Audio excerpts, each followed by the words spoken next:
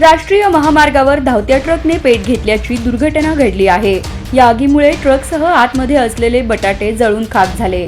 वाहकाने गाडीमध्ये आग लागल्याचे कारण माहीत नसल्याचे सांगितले, तरी चालू गाडीमध्ये स्वयंपाक करत असल्यामुळेच आग लागल्याचा दावा स्थानिकांनी केला आहे। चालू गाडीत स्वयंपाक करणे तमिळनाडू येथील चालकाला महाग पडले आहे। रविवारी दुपारी 2:45च्या सुमारास सोलापूर पुणे राष्ट्रीय महामार्गावर पुण्याकडून सोलापूरकडे जाणाऱ्या रस्त्यावर चालू ट्रकने TN 29 BZ 3911 पेट घेतला। महामार्गावर असणाऱ्या कोंडी गावानजीक सुनील हॉटेल समोर ही घटना घडली। केंद्र शासनाच्या स्मार्ट सिटी अभियानाअंतर्गत केंद्र शासन आणि राज्य शासनाच्या माध्यमातून 784 कोटींचा निधी सोलापूर सिटी डेव्हलपमेंट कॉर्पोरेट कंपनीला मिळाला। या माध्यमातून शहरात 731 कोटी रुपये खर्च करून 46 विकास कामे करण्यात आली। सर्व कामे पूर्ण झाल्याने महापालिकेकडे हस्तांतरित केली आहेत। निधीही संपला, नवीन कामही नाही। त्यामुळे केंद्राच्या चालू आर्थिक वर्षाच्या बजेटमध्ये स्मार्ट सिटीच्या निधीला ठेंगा दाखवला आहे। त्यामुळे हा प्रकल्प गुंडाळण्याची शक्यता आहे। संभाजी ब्रिगेडच्या वतीने सोलापुरातील विजापूर रोड जवळील आंतरराष्ट्रीय जलतरण तलाव हा सुमारे 3 ते 4 कोटी खर्च करून बांधलेला होता। 4-5 वर्षांपासून तो तलाव बंद आहे। त्यामुळे नागरिकांची आणि जलतरणपटूंची गैरसोय होत असल्याने रिकाम्या तलावात संभाजी ब्रिगेडच्या कार्यकर्त्यांनी पोहून गांधीगिरी मार्गाने अनोखे आंदोलन केले। महाराष्ट्र राज्य कुस्तीगीर संघाच्या मान्यतेने अहिल्यानगर येथील स्वर्गीय बलभीम अण्णा जगताप क्रीडानगरीत मागील 4 दिवसांपासून महाराष्ट्र केसरी स्पर्धेचं आयोजन करण्यात आले होते। महाराष्ट्र केसरीसाठी अंतिम लढत सोलापूरचा पैलवान महेंद्र गायकवाड विरुद्ध पुणे जिल्ह्याचा पृथ्वीराज मोहोळ यांच्यात पार पडली। दोन्ही पैलवान ताकदवान असल्याने हा सामना जास्त रंगात आला। या सामन्यात महेंद्र गायकवाडने मैदान सोडल्यानंतर पृथ्वीराज चव्हाण हा 67व्या महाराष्ट्र केसरी स्पर्धेचा विजेता ठरला आहे। राज्यात यंदा ऊसाची पळवापळवी मोठ्या प्रमाणात सुरू आहे। तसेच ऊस उत्पादनाचा खर्चही वाढलेला आहे। रासायनिक खताच्या किमती गगनाला भिडलेल्या आहेत।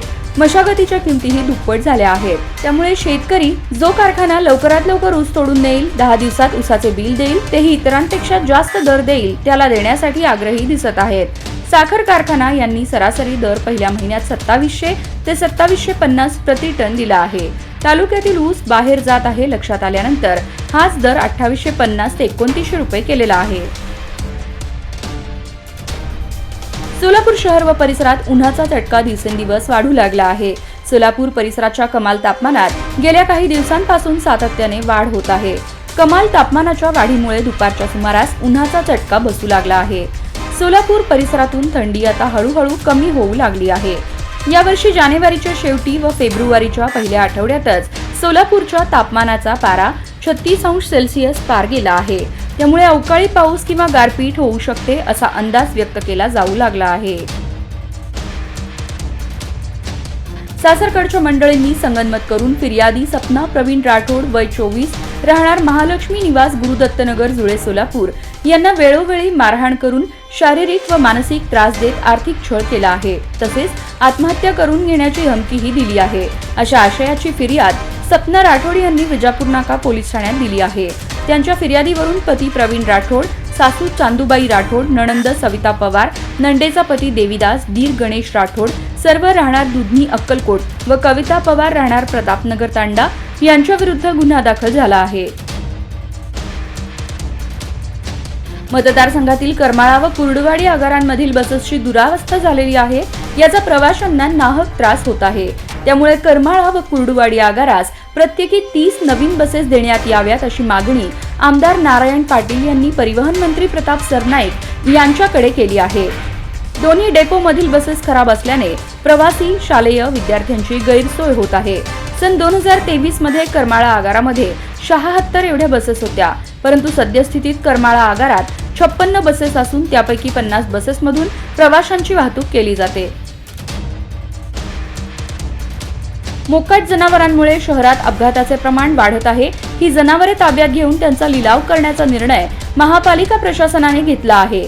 या संदर्भात जनावरांच्या मालकांना गुरुवारी इशारा देण्यात आला। थोडक्यात सोलापूर महानगरपालिका मोकाट जनावरांवर कडक कारवाई करणार असून जनावरे जप्त करून त्यांचा लिलाव करण्याचा निर्णय घेण्यात आला आहे।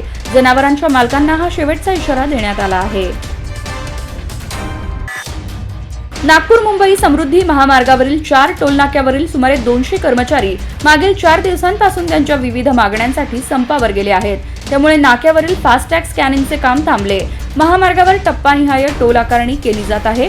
फास्टॅगच्या माध्यमातून वाहनधारकांच्या बँक खात्यातून टोलची रक्कम वजा होते. ही संपूर्ण प्रक्रिया स्वयंचलित आहे. त्यासाठी वाहनावरील फास्टॅग स्टिकर स्कॅन करावे लागते. त्यासाठी टोलनाक्यावर कर्मचारी नियुक्त केले आहेत.